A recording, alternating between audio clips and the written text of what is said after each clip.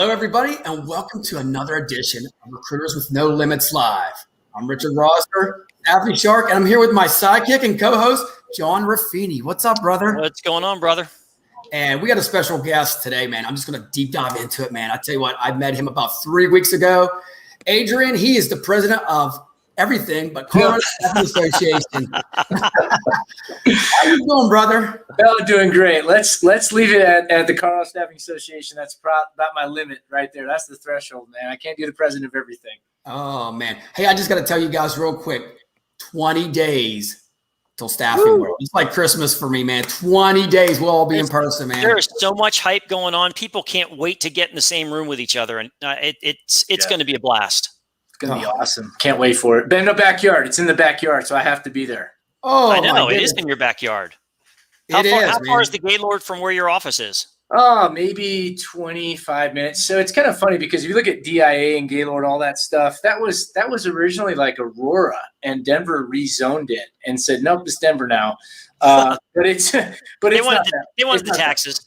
Yeah, exactly. It's not that far though. It's not that far. So it's exciting for me. That's awesome.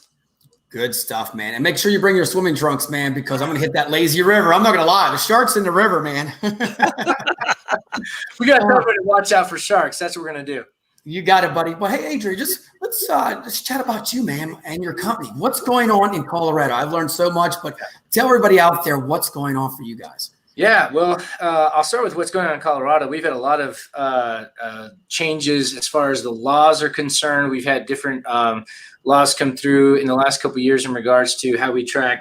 This is kind of maybe nerdy stuff for some people, but it affects their businesses. Not quite as sexy, but it still matters. In regards to tracking PTO and sick time for people and for temp staff, especially field staff. We've had legislative changes. The market, and I feel like I'm not alone when I say this, I feel like everywhere, anyone in staffing right now seems to be saying the same thing. The market's insane. But I will tell you, we had at one point in 2019, I believe it was, I think we experienced 2.3% unemployment. So 3% is generally like the baseline, right? We are at 2.3%. That was before all the crazy COVID stuff. And then COVID happens.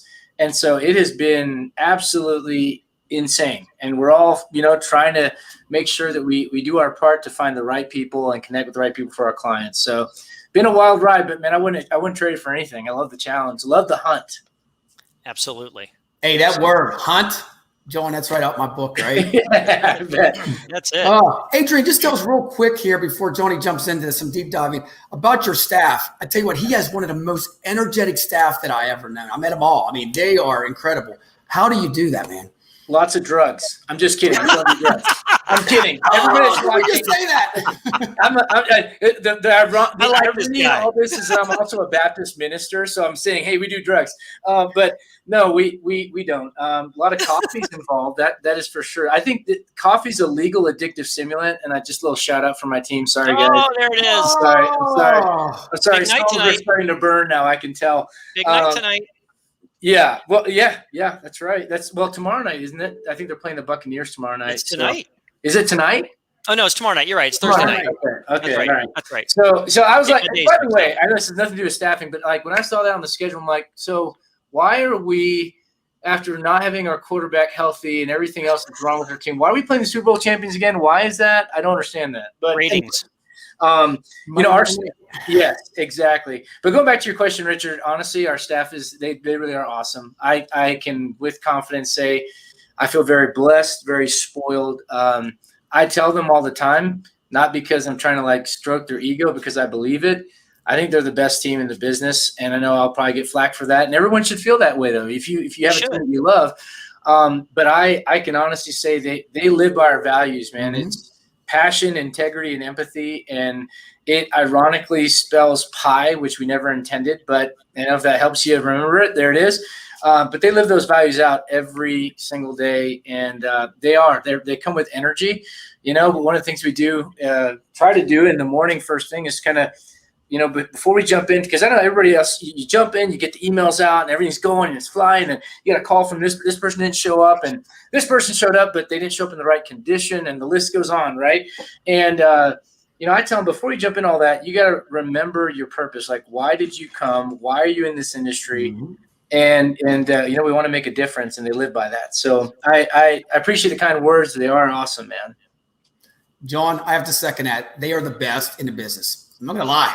Straight up. I love what you just said, that your passion, integrity, empathy, that every recruiting firm should have that as underlying mottos, because that more than ever, it's those that are treating our business as just a transactional business and not a relationship business, right, are going to be left behind. It's got to be, so you've got to understand. And I love the fact that you say, remember your purpose, because I've always believe that if you're going to do something, you have to know why you're doing it. And you've got to have something driving you to do it every day. Mm-hmm. In recruiting, everybody always says, well, part of the reason why you get in recruiting is you can make a lot of money. Okay, great. That's true. But the more and more you talk to recruiters, that is a driver, but there's always something underlying that gets them to do what they're doing with passion. So I admire that you do that every day. I think that part of the challenge with that too, John, is that it's not just, okay, getting someone to show up today as a recruiter, but like, how do I keep someone engaged and to build enough to build a career for 10, 15 years in our industry? And I think that while money is a factor, I mean, let's be honest, we're a for-profit business. We're not a nonprofit. It is a factor. The reality is if I'm being transparent, I think that's kind of the point of the show. There's a lot of crap you have to deal with in recruiting. And there are times where someone's head isn't screwed on right and they don't have the right purpose and the right mindset behind what they're doing. I don't know if you can ever pay someone enough money to deal with some of the things. So you have to have something inside of you that goes, man, I love connecting with people. I want to make a difference. I had one of our staff tell a story about a gentleman that he was in construction for years, but he was working under the table and really didn't have any way to go and basically prove to a lender that he could buy a house. And so we got him a job in a certain company, a local company here that's a glazing a contractor. And a year later, he calls us and he goes, "Yeah, guess what? I got the keys to my first house." Oh. And I mean, that may seem like, oh, that's just one story. Yeah, that's one story. But that's huge for that guy. Absolutely. For his family and for his kids. And are his kids going to have a sign in their house that says rolling staffing? Like, no, probably not. But they'll remember, hey, dad got this job and it changed our lives. So that works for me. We make such a difference in people's lives every day. It's unbelievable. And depending on what does your firm specialize in, Adrian? Yeah, so we actually, it's kind of an interesting story. We started off, most people come into the staffing industry like not on purpose, right? And literally our company started not on purpose in staffing. We were actually, true story, Bob Bidwell, who is an amazing mentor. Like anytime I mention Bob to anyone in the state of Colorado, they're like, "Oh, he's the best." And he really is. But he started our company as a resume database company, I think in 1991. And one day a client says, "Hey, can you I love the database. It's awesome." Now keep in mind, in 1992, the Today Show has, I think it was Katie Couric maybe, or I can't remember who it was, Brian Gumbel coming on saying, "Here's email. Try it out," right? So just to paint the context of where this is at, right? Yeah. So, I mean, he starts his company and doesn't have a ton of capital to throw into it, but did well. But one day a client goes, "Can you just find me this program, this computer program?" And Bob's like, "Okay, sure." And then the guy's like, "What do I owe you?" And he's like, "I can make money doing this. I kind of like this idea." And so we became Rolink Staffing. Resumes Online Incorporated was the name of the first company. Nice. ROLINC. So he's like, "Rolink, sure, why not?" So we've taken some twists and turns, but to date, what we really focus on primarily, something I'm very passionate about, is skilled trades. And for years, and I don't know if you guys watch. Mike Rowe, he does a lot of stuff on that. And for years, it's kind of been this thing of like, you better go to school. You're going to be working, flipping burgers forever. You can go without going in all the debt, and you can go to Votech school sometimes, in some cases, for 6 months, or even maybe as long as 2 years. I have a kid in my church that's going to Spartan over here on the west side of town for aviation mechanic stuff.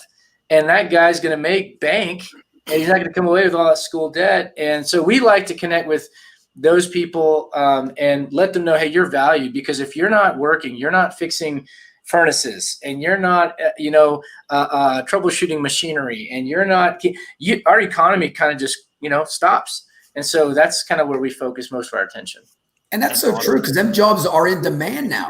HVAC and all that, welding, anything like that. I mean, if you are good at a trade, you will always be able to find work. Yep. It is so true. And I agree with you, Adrian, in the sense that it's come full circle, because yes, 15, 20 years ago, it was frowned upon. It's like, oh, you got to go to school, you got to get a degree, you got to do this, that, and the other.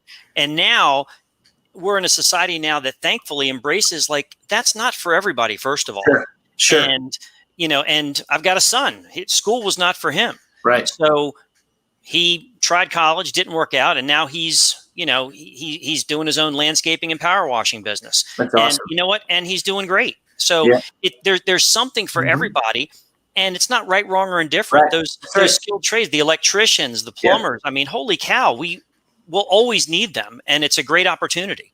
Yep, absolutely. And you're so true about that too, because we all went to college, but at the end of the day, if I had to do over, I would have had no debt. I would have went to plumbing school, right? Come on. Nobody told me that back in the 90s, right? Yeah, so we would see trucks all over the country to say plumbing shark. We're coming to get it out for you, or something like that, I guess. You got it, brother. Hey, I got to give you a shout out right here. Look at this. Look at this, man, John. You're getting some love. And it's not stopping. Look at this. That's kind of it. It tells you what it's all about, man. Very kind. They're trying to make me blush, and it's starting to work. Great up, man. And you know what, though? That says a lot, and you can tell that you're authentic, Adrian, and I respect that. And clearly, not only do you care about what you do as far as the staffing industry and the people that you impact, but it's clear that you care about the people that work with and for you at Rolling. So that, to me, I mean, I've always been a subscriber to the servant leadership model, and it's pretty evident that you're very much the same. So I respect that. I appreciate it, John. That's, to me, that's the great examples, I think, in history are people that, there's a way to get, I don't know. It's like in so many other things. You can get what you want in the short term by manipulating people, but you can't sustain that long term, because no one will do that long term. The right people won't. Mm-hmm. And so if you really care about people, this is the right thing to do. But even if you just look at it from a business standpoint, what is right? I mean, it's so simple, but doing it to others as you have them doing to you, like that's it, man. Like I want to feel valued. I want to feel like people listen, Yep. I want to feel like whatever I'm doing matters to somebody. So you want to reciprocate that to your people for sure. But you're having fun when you do it. Absolutely. You guys are having fun. John, he has a picture of him drinking out of, go ahead, say it. Tell us the story. Okay. So yeah, so we have this thing that we'll do, and now I'm going to give it away. So hopefully no one that I'm trying to hire in the next 6 months sees this. But what I'll do sometimes is when someone's new here, I'll get a UA kit and some Lysol or a real lemon juice or something like that. And I'll mix it with water so it looks just like the right color. And I'll leave the lid open on the desk with it sprinkled around. So, and when someone steps away from their desk, I do it and I put it there, and then they come back and they're like, oh my gosh, like who put that there, And so we always have a lot of fun with that. Well, one time they're like, I dare you to drink it. I'm like, let's do it. And they're like, I'm like, okay, it's lemon juice or whatever it was. And yeah, it was. I'm a sucker for dares. I'm still like 5 years old. I've got 2 boys that we're blessed to be adopting right now, and I had 3 girls biologically, and we're adopting 2 boys. So it's like obviously I was a little boy once. But you grow up and you forget. And now I've got boys. I'm like, oh my goodness, I'm basically like them, but 40, Hey, my motto is as a male, it's illegal for me to completely grow up.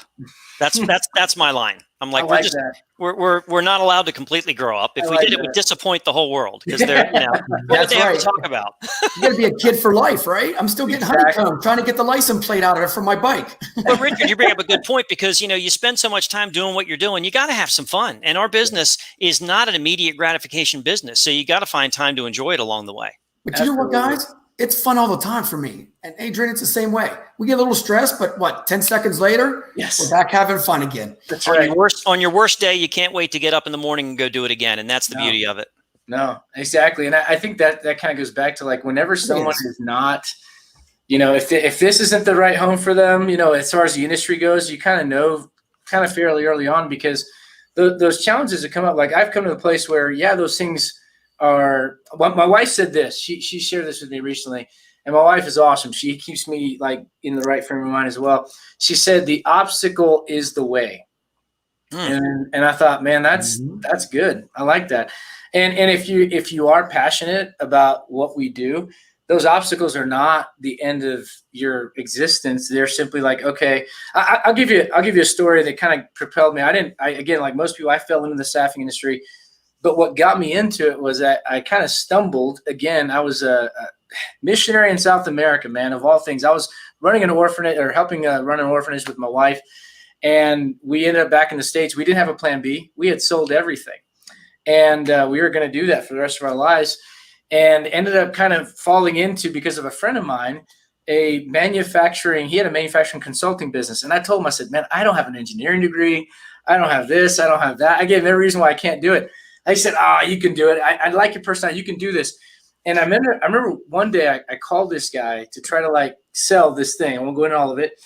And I'll never forget it. The guy's name is Chip Manning. He's probably retired right now. The likelihood that he's watching this is probably nil, so I don't mind saying his name. Chip Manning, if you're out there, I love you, even though back then I hated you. I was talking to him on the phone, and he goes, you don't know what you're talking about, do you, kid? And he just tore into me. And I was like, I got off the phone. I hung up, and I called my boss. I said, hey, I got to tell you what just happened. He goes, you okay? I said, absolutely. That will never happen again. I will know every answer to every question. So like whenever I get an obstacle thrown at me, it's like, okay, that means we're just going to go a little bit harder next time. And so that propelled me into this business. And man, I tell you what, you know, nothing really prepares you for all the questions they throw at you in this business when you're trying to develop business. Yeah, you just keep going, man, and have fun doing it. Absolutely. And you can't take it personal when you hit a wall and you stumble. Right. It's like, all right, well, that happens. We're human. But to your point, it's so funny. I always tell the story when I first started in this business, which is too many years ago now. When I got on the phones, I made like index cards, cheat sheets, like whatever objection I'd get. Okay, if they say this, I'm going to do that. If they say this, I'm going to do that. And I tell people, no matter what happened, I always got an objection that I wasn't prepared for. So I'm like, right. All right, this is clearly not the way to do it. So we threw that out. Yes. Hey, let me ask you a question. So, Richard, yesterday I was on a webinar by SIA, Staffing Industry Analysts, and it was kind of a state of the industry. I don't know if you guys saw it or heard what they said. It's interesting. We continue to operate in an interesting market in the sense that right now, so there are 10.1 million jobs open. And that's up. At the beginning of the year, at the beginning of 2021, we had 7 million jobs open. So we've got 3 more million jobs open, yet month over month from, I guess, July to August, temp employment went down by over 5,500 positions. So we've got a lot of jobs open. It's pretty easy for recruiters to get job orders nowadays because the talent is in such demand, but it's still very hard to recruit. What are we seeing out there in the market? And specifically, I'll ask you, Adrian, what are you seeing in Colorado with respect to the job openings and still the number that are going unfilled? Well, I mean, all I can say is amen. That sounds like, I mean, when you're working it every day, I did not know that particular figure as far as the July to August figure. I'd heard the jobs that were open, but you feel it, that's for sure. And I will tell you, after the annual conference we had here at CSA, I think the general thought prior to our conference was September 7th, everyone's going to start beating down the door going, I want a job. And that's not happening. It isn't. I mean, have we seen our job board definitely saw an increase in applications, no doubt, over this last weekend. I think we were up. Someone watching is probably going to correct me. I think it was somewhere around 10%. So that's significant. That is. But it is not like, we're not having walk-ins. We're not seeing that. So, what we're doing is we're having to spend more time engaging both online and in our community. We did something we didn't do last year for obvious reasons, but we did a community barbecue month or so ago, and that went really well. And we got some candidates out of that. We're going to be doing another one kind of closer to our home base. So I think what it boils down to is trying to engage with people where they're actually at.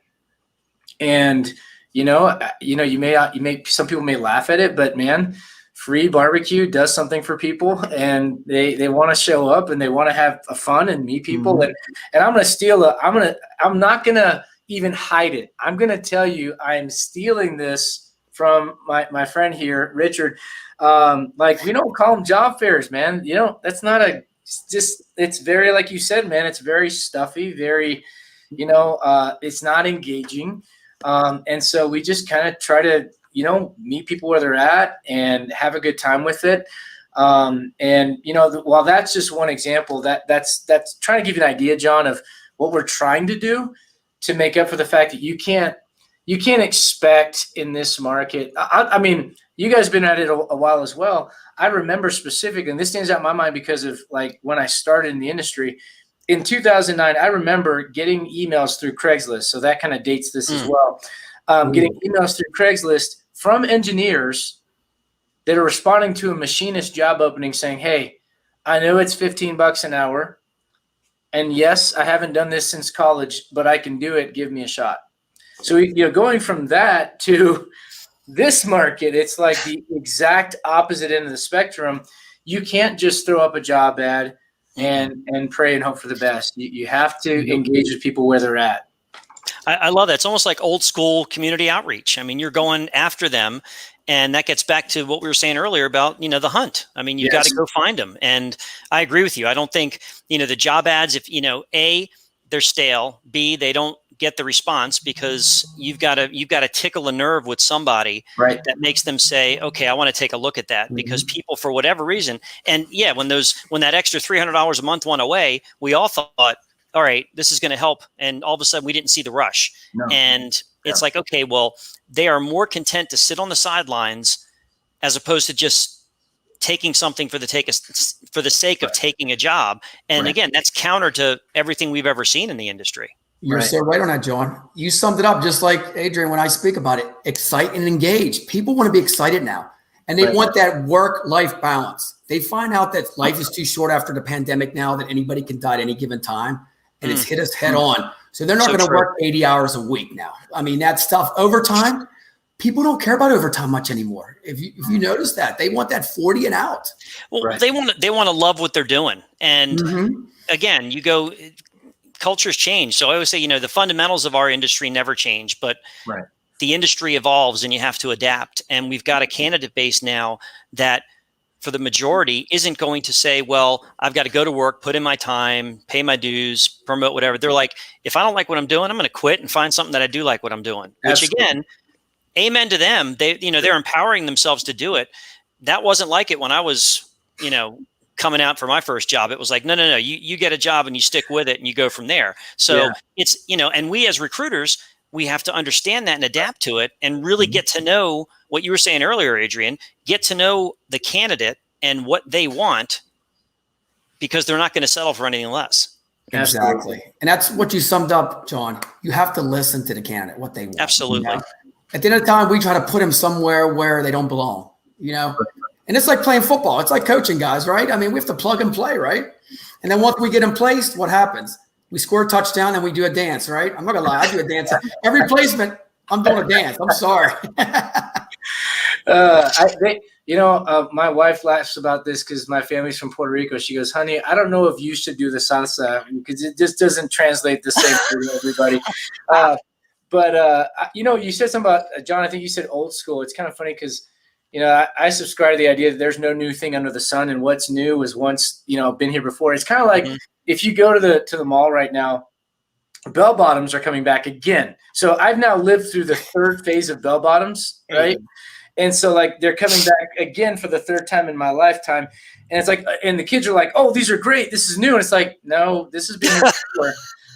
And I think what it boils down to, John and Richard, is, okay, so think about what this generation that's coming in the workforce has seen. They saw the recession of 2007-8, and they saw that you could lose your home and you could lose your job because your employer is gone like that. Mm-hmm. And they've seen this pandemic where I talked to someone recently, and they're part of a recruiting firm that last year, due to not out of spite, but because they had to lay off 50% of their staff, and it was kind of a pretty sudden thing.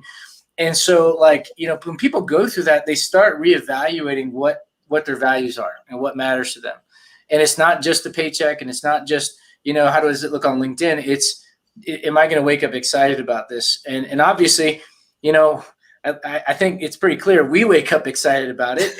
We want to transfer that to not just our staff, but also, Richard, I really appreciate this, man, because you bring in the spotlight to the candidate, like they're the star of the show. Mm-hmm. I think that has probably should have always kind of been that way. And maybe that's something we missed for a long time, and we're having to acknowledge it now because the market has forced our hand. But whether they ever forced our hand, and when the pendulum swings back, I still think looking at the candidate, the employee, we don't have a business without them. And, right. To be able to say, look, they matter, and we want to highlight them, and we want to promote them, and we want to honor them. I think that makes all the difference in the world, because we want to transfer that not just to our internal staff, but we want the external folks to, hey, you're part of this too. You make this thing move. And, finding a way to do that, I think is important. If I'm being transparent, one of the things we talked about at the beginning of the year with our company was this gap that I think exists in a lot of staffing companies, but I'll be transparent and tell you it existed here, between how we feel about each other and how our field staff feel about us. And it's not that they feel bad about or they don't like us. It's more that they don't know us. How can we engage with them in a way where they go, oh, yeah, man, I know that guy. Yeah, they're great. Rolling. Yeah, they're awesome. That takes effort, and it takes thought, and it takes time, and it takes resources. But it's worth it, I think. You're totally right. They have to believe in you, and you believe in them the whole way. You have to support them the whole way, man. I mean, at the end of the day, guys, we're a counselor too. I keep saying this all the time. We're just not a recruiter or a job agent. We are helping them out. Yeah. I mean, I get calls in the middle of the night, like 9:00 at night. They're fighting with their girlfriend or boyfriend, can't make it to work the next day. You know what? That's good, because guess what? They didn't call off. I prepared them that they're not going to be there tomorrow, right?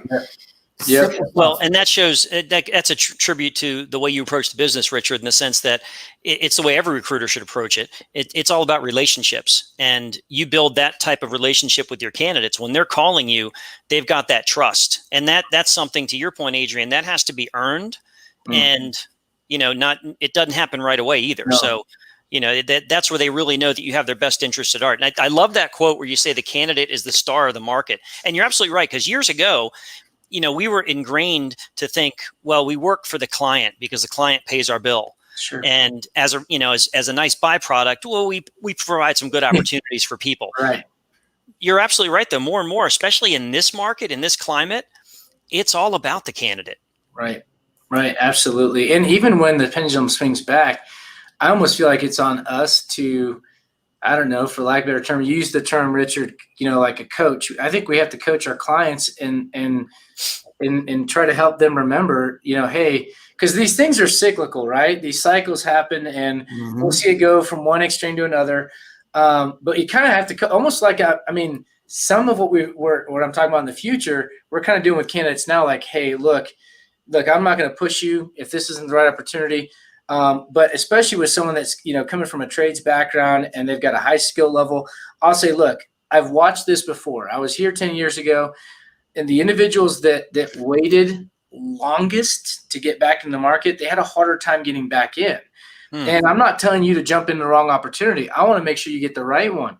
So we're kind of coaching candidates right now to go, hey, look, you got to remember this thing's going to swing the other way. And we got to do the same thing for clients too. Like, hey, look, exactly. Whenever it does swing the other way, go, look, remember how it was in 2021, 2021, remember how it was. Don't get ahead of yourself. Don't take advantage of it too much, because people will remember that. And so I don't know, man, it just seems like what's right, what the right thing is to do with people is also what's right for business. It just works out. You summed it up right there. The player coach method. You tell them they're the player, you're the coach, together you win. I keep saying that, together. When you say that, their mindset is you're no longer a recruiter, you're part of their family. Yep. Yeah. And they won't ghost you. Trust me, it's good stuff. Yeah. I'll throw another sports analogy since we all love sports. Oh, So Johnny. there's a series on Netflix called All American. I don't know if you guys have seen it. No. It's really good. It's based on a true story. And the main character is talking to someone who isn't sure what he wants to do. And he said, you know what? If you want to go fast, go alone. If you want to go far, go together. And I love that quote. I like that. Wow, Yeah, good stuff, man. That's good stuff. Yeah, I love that. I was like, okay, I am stealing that, and because it's so true.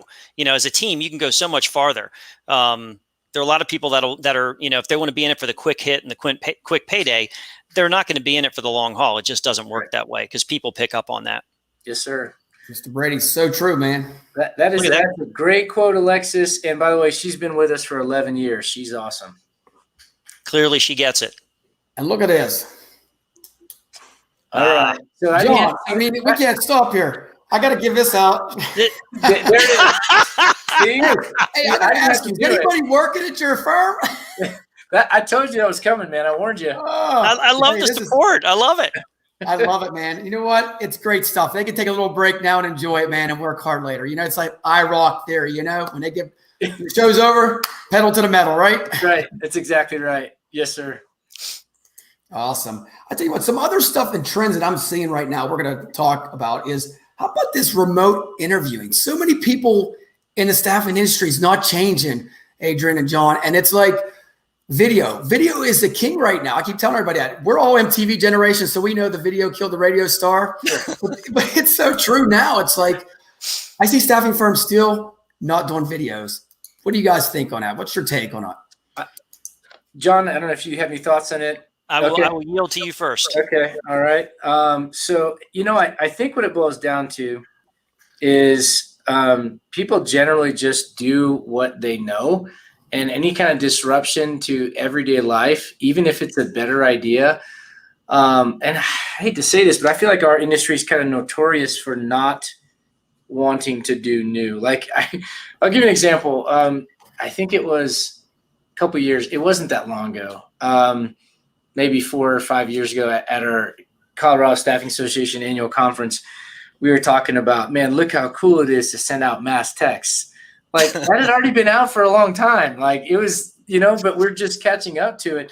And I think what it boils down to, there's two things, I think. One, human nature does not like doing what is new because it is challenging, right? But I think the other part of it as well, Richard, is part of it is finding solutions that are geared towards our industry. There are a few companies that have come out with and I forget this. I hate that I forgot the name of it right now. It was mentioned, I think, at our conference that actually do that, where they help kind of give you templates for how these videos should go and how to do this the right way. Now, do you need that? Not necessarily. You could do it on your own. Mm-hmm. I mean, you got iPhones, right? Just record right there. I'm gonna get in trouble because I'm gonna get in trouble with my team. I got some people that hate me because I have an iPhone, but you get these videos are so easy to send from iPhone to iPhone. So, anyways, that's my little. It's okay, man. I'm a Droid boy myself. Droid all the way. But I do think it's a good idea. I think it's awesome. One thing I will tell you that has absolutely changed that. I remember, man, when you didn't see machinists on LinkedIn, for example. Well, they're definitely parked there now. But I will say one of the positives that came out of last year is that not just engaging with clients this way, but I think candidates are way more open to doing the team stuff, the Zoom stuff. And absolutely, Richard, to your point, I think that seeing someone and seeing their body language and seeing how they come across, that will speak volumes, especially for certain jobs in particular, that you can't get across in an email that's just static text with their resume and their bio and that kind of thing. So I think our industry has some work to do there because, again, it's easy to just do what you know. But I think that's the whole point of what you do, Richard, is to be a disruptor. And how can we make it better, right? I have a feeling you were a pain in the butt as a kid in school. I just got that feeling, Richard. I don't know if that's accurate. No, you know what? I was quiet till I went to Penn State. Then it went the hell in a handbasket. No, I'm joking, but no. My mom had a helm on me, but no, you're so true on all that. That's what it's all about. Just engaging. Something I'm going to tell you guys about. I'm excited about what I'm doing now is I got coasters. I'm going to local pubs and stuff like that, putting coaster out. So when they're drinking their beer after they get off work, guess what? They're calling me. Simple things like that, tapping into the community. I mean, it's great stuff. You've always embodied, Richard. You're not afraid to try something new or outside the box, which is one thing I love about you. And it's like, don't be afraid to try it. Not everything's going to work, but you've got to be creative. And that's the way that you kind of carve out your niche. Exactly. We've got to be exciting too. I mean, it's got to be, how do I say it? We just got to get out there and do it. I mean, simple things of just going out with a mask on, it says Staffing Shark on it, and people's like, jobs for all. What do you do? I'm at Walmart. People's coming up to me saying, "Hey, I need a job." Seriously, that's like, right. You're putting it out there. And Adrian, you said something that's so true. Human nature is resistant to change to begin with. Right. So getting back to the whole video thing, I've got people in, my own company that we have Zoom calls, and they still won't turn their camera on, and I'm like, okay, well, what's the deal here? Right. I'll be on a call with 4 other people and I'm the only one with my camera on. It's like, what are we trying to hide here? We're all people. If we were in the office all the time, we'd be in a conference room around a table. We'd see each other. It's like, you've got to get over that inhibition of, I mean, when I was on a desk and everybody I interviewed for the most part was in person, they came into the office and you did that. Well, now you can't do that because of COVID. So, okay. So let's get on a Zoom call. Let's do a FaceTime on, I have an iPhone too, so you're not alone. Let's do a FaceTime call. So I can see you, you can see me, and you can build it more. And you're absolutely right. A lot of engagement in today's market starts electronically, whether it's through text or email or whatever. But at some point, it's got to transition to something verbal and or in person live. Otherwise, you won't be able to build that relationship that you need to be successful. Correct. I agree 100%. And I think on two sides, I think it's, if we're trying to bring our clients along as well, I mean, they're all accustomed to all this Teams and Zoom and everything else already. But if we want to bring them along, I think it's imperative that we kind of show them the way. Like, I mean, think about it. I'm pretty confident there are not a lot of industrial trade staffing firms that are sending out videos of their candidates, telling them why they're the right person for the job. You can stand out that way. Going back to Richard's point, and I have to tell you, man, Richard, you get, again, I was riding my lawnmower, a couple months ago because I got acres and acres to cut, and I'm sitting there going, yeah, that guy's got something. I like that guy. And you were just talking about just thinking of, and some of these things don't cost a lot. I mean, you talk about putting a mask, right, that has your, I get people jobs or whatever. Some of this stuff, you're a walking billboard, right? I always tell people you're an open letter, right? Known and read of all men. So make it a good one, and you put your walking billboard. And instead of spending, you don't have to spend a ton of money to do some of this stuff. It's just fun. Agreed. It is so true. Tell you what else is going on, John, that you've seen when you were on that call yesterday or whatever like that in the trends? So I thought it was interesting. The other note that I made down here, and I'm curious to see how they're doing this in Colorado. The big topic is, should we be able to ask people if they're vaccinated or not? And from a legal standpoint, the attorney yesterday said, yeah, you can. You can ask them, and it's okay to do that. Obviously, you can't discriminate, but it's okay to find out, are you or are you not? And I'm seeing jobs now that some jobs are requiring that you be vaccinated, be able to show proof of vaccination. It's interesting to me. So, it's a shot. Okay. I don't call it a vaccination because you can still get the virus. Right. But it apparently, it minimizes the effect of the virus. So it is what it is. And, I respect some people can't get it. And the caveats, and I was glad the attorney said this yesterday, was, all right, unless it's for religious purposes or medical purposes. So there are some people that just simply won't get the shot because of one of those two things. Right. And we have to respect that. Right. But what are you seeing in Colorado from an employment sector, from the employer side of things, as far as, have you seen a movement more so that they want people to get vaccinated? I think it depends on the industry.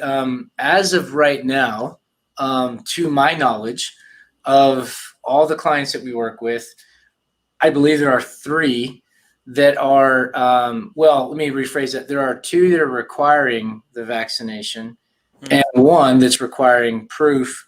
And if you don't have it, then here's what you have to do. And it's such a, I mean, it is a sensitive topic for so many people because, I've had literally, this happened in the last 2 weeks. One of our recruiters, Steon, was talking to, a little shout out to my South African friend, moved here with no recruiting experience, landed in America in January, and he's killing it. He's awesome. Wow. Yes. But seriously, he's a great guy. But he was talking to a candidate and about one of our clients, and he said, look, Rolink is not mandating anything. We're communicating to you what our client is saying has to happen. And the reason that they're doing it, and they're not thrilled about it, but they've got they got state contracts. They do work on the highways and stuff like that. So, look, if you don't have to tell us why, you don't have to tell us anything. All we need to know is, are you okay with this compliance? Yes or no? And if they say no, okay, we'll try to find you another job. If they say yes, great. Here's what the client requires. See them about it, right? So we're not at this point in time scanning vax cards and stuff like that or anything like that. We're just trying to be the channel of communication about what's going on and letting them communicate with the client in that regard. I feel safer that way for a lot of reasons to get them in line with the client. Part of it being, I want them to understand we are the bridge between you and them. But we want you to have those discussions that are very personal with them because they would be long-term your employer. But one candidate said this. He said, I've been vaccinated. I can take the job. I don't want to take the job if they're requiring people, if they're mandating it. Wow. So it shows you how sensitive people are about it. You have to be nimble about it. And everyone has their thoughts about all this stuff. But I'm not seeing a huge percentage of the market of our client pool going, you have to be, vaccinated to work here. I think what you are going to see as time progresses is more of them saying, do you have proof that you've done this? If you haven't, then here's what you have to do at work. You got to wear a mask, got to do this, got to do that. But so far, I think there's only 2 of all of our clients that are saying you must be vaccinated to work. And I think, if I'm not mistaken, what's primarily driving that is government contracts. Gotcha. So I think anyone that's, doing work with the state, I've got people in my personal circle of life that work for the state of Colorado, and some have done it, and then some have out of their own conscious exemption have said, I don't want to do it, and they were able to get through it and all that kind of stuff. But it's going to be interesting to see how the next year, because I think it's so funny. At the end of 2020, everyone's like, yeah, we're glad that year's over. I'm like, well, you realize what started in 2020 is not going to disappear right away. No way. So I had to laugh yesterday. I was talking to someone and they said, well, we did that last year, because of COVID, and this year. And I'm like, COVID ain't gone. Right, it's right, so right. you can't use that as an excuse. And it's in my, I'm not a scientist, but COVID's going to be like the flu. It's Right. never going to be completely gone. Right. And it's going to continue to mutate. And you get, you may or may not get the flu shot, and that still may or may not protect you from the flu. COVID shot's going to be the same way. Yep. And we'll just see how this pans out. It's still too new. Right. Exactly right, John. And what I've seen on the news, I hate to say it, the news, but I guess that now companies can let you go if you don't get vaccinated, and they have it in their bylaws. It's going on now. So pretty much it's going to be like, see, that scares me a little. One side or the other side, and then you might be limited on what jobs you can, get. I think what you're going to see, though, the market, that's the kind of the neat thing about a free market is, even though you're going to see companies do that, you're going to see other ones that go, we're not going to mandate that. And you're going to see people, I've watched, again, some of this in business, some of this in my personal life, people going, hey, I don't really want to do that. I mean, I could do it. I just don't want to. And for whatever reason, okay. And they're going to a company that goes, we're not going to mandate that. Either that or a rise in entrepreneurship, and they're starting their own. Exactly. And shoot, I've got my 7-year-old son already talking about, I may call you in a couple of years, John, because I got my 7-year-old son, my 5-year-old boy. Then we're already putting a business plan together for a lawn care business. because the high plains of Colorado, east of Denver, the communities are booming out there because it's a little bit more affordable. And I'm like, boys, we got to get this business plan in place so that when you guys can drive, we got everything ready to go. So they're all pumped about it. There's always a need. That's it. One quick thing I gotta reach out to both of you about is, how about like in Pennsylvania here, if somebody gets sick, they have to go get a COVID test. Is that going on in Colorado too? Like as soon as they get like stomach cramps or if they call off for sickness, they must have requirements before they can come back to work. Are you seeing that with companies? It with some, yes. I don't think it's a state mandate that if you like go that they have to mandate that you go get a COVID test. I think the majority of companies, if they see that you have, any number of combination. I mean, let's be honest. Like the reality is, like a lot of the things that are COVID symptoms are like other viruses as well. Yeah. So like it's kind of hard, to decipher sometimes. But I think ultimately, I would say majority of our clients, if they see that someone has been out and they're experiencing a combination of these symptoms, they're probably going to say, hey, look, last year was absolutely that way. Hands down, you couldn't come back to work unless you did it. Yeah. I think, like, I'll give you an example. I have a local company and an employee who also I happen to know personally, and he wasn't feeling well. I think it was last week. Kind of had like a head cold type thing, and he called him and he just did the right thing. He goes, hey guys, I want you to know, I think I got a head cold. I'm pretty darn sure this isn't COVID. And he said, what do you want me to do? And they asked him a series of questions. It wasn't like haphazard. And he was like, no. And they were like, look, it's up to you. You're an individual. You're sovereign of your own body. If you want to go get it tested. If not, come to work, put a mask on, and we're okay. And so he came to work, and thankfully it wasn't COVID. He was good in about a day or two. He's fine. So I think every company kind of deals with it differently until the state gets involved and says you must do this. Yep. I think companies kind of are ebbing and flowing to see where their level of comfort is with all this stuff. Agreed. The companies that have been blown up, and I know a company on the north side of town where they're a huge like steel distribution facility, and at one point they had 6 non-COVID able-bodied workers running this whole place because they just got sacked with it. Ooh. And so a company like that might respond differently to a company that hasn't experienced that, So I think part of it, Richard, I guess, is every company's different based on the experience they've been through. Well, to your point, Adrian, people have to be vigilant as far as, if you do get COVID, well, then do the right thing. Stay home, quarantine till it goes away, because a lot of people, especially those that have gotten the vaccine and they get COVID, they don't feel that bad. Right. But yet they still have the virus and they can transmit it. So what happens is they say, oh, well, I can go to work. Right. Because, I feel okay. But what they don't realize is then they're transmitting it to other people. Right. So you got to be vigilant as far as, let's take accountability for our own bodies and be courteous and considerate of other people out there and just do the right thing. So true. Yeah. So true. And I think part of the challenge with that too, John, is that for years, I mean, the way that it worked with employers was, you got a sniffle, that's all right. Like, get over it. Get in here. Show up. And You're right.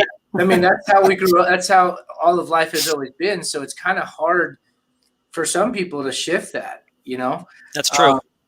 Going back to humans don't like change, right? I guess that. Change. Oh, boy. One last trend that I want to talk about before we wrap things up is virtual tours. I'm big on this now. I don't know if you've seen that in Colorado now. Like, so it's, get the factory, get an avatar, get a virtual tour of what's going on, throw it out there. There's an intro. Are you guys seeing that in Colorado at all right now? I would say this. I would say we have not enough. I would say not enough. I'll also say that for years, companies were kind of, I think, hesitant. I feel like they're, especially because of the market, this is a ripe time to get them to flex a little bit. For many years, for legal reasons, whatever, like I'll be honest with you. I've got a client that does some pretty, deep government, like nuclear stuff. They're never going to let me do that. But I got companies that were making bricks, right? Yeah. And they're totally okay with it. I will tell you a funny story though. Years ago, I went to a company that did kind of like they were making bricks, not quite. And they're like, no, you can't video anything. I'm like, oh, okay. Like no picture, no picture. I'm like, okay. And I was kind of looking at them like, what's the deal? They're like, our competitors see this block, and I'm like, it's a block. How are they gonna what are they gonna do? But I mean, I don't know. I'm not in their business, right? So they know better than I do. So you'll run across, I think, some companies that are like, no, you can't because of this. But I'll tell you, the other day I was at a place in the southern part of the state in Pueblo, and the guy was like, man, pictures, do videos. I want people to know what it looks like. I want them to see. The last thing that I think most employers that aren't doing, government stuff, they know the pain of having someone show up who's not, worked there before, and the only connection they've had to the place has been the recruiter and or the hiring manager that they met, interviewed, and all that. So they know the pain of having someone come to work, and then they're like, oh, this isn't what I thought it was. So I think a lot of that can be mitigated with what you're talking about, Richard, virtual tours and videos and things like that so they can see it. It's a great idea. Sounds good. Tell you what, Johnny, it's that time. Final thoughts, man. What do you think? I'm going to go back to how we started the show and quote Adrian: passion, integrity, empathy. And as recruiters, we cannot lose sight of any of that if we want to do our job the way we should do it. So, Adrian, it's been great meeting you and talking with you. And I look forward to getting some FaceTime with you later this month in Colorado. Yes, sir. It's great. Richard, thanks for the invite. Look at this, buddy. Oh, man. Come on now. You know what? I mean, no love. It doesn't. No respect. Rodney Dangerfield, no respect. No respect. No respect. Hey, when you said, John, you were going to quote Adrian, I thought, go Cowboys. Is that what we were going to go with? Oh, no, can't do that. It's against my my ever fiber, my every fiber in my being. But we agree. We agree that I appreciate the fandom. I appreciate the enthusiasm. Yes, sir. And Richard, thank you for the invitation, man. I really, really appreciate it. Brother, anytime, man. Thank you for coming on. I'm going to see you guys all in 20 days. The countdown's on. 20 days of excitement, and then we get there. That's it. But yes, I just want to sum it up. I think the biggest thing from today's show to take away is community, change, and caring. I mean, that's what it's all about. The three things like that, the 3 C's. I always come up with stuff like that, but I think that's true, man. You guys are rocking it out. I can't say any more, John, about that group in Colorado. They are troopers. Everybody out there is watching. You guys are rocking it out there. The Shark loves it. Keep it going, man. You got it. Hey, thanks, guys, so much. Have a great end of your week. Sounds good. You. Take care. Remember, next week, another episode as we build up the staffing world. Same place, same time. We'll see you next week. Take care. See you there.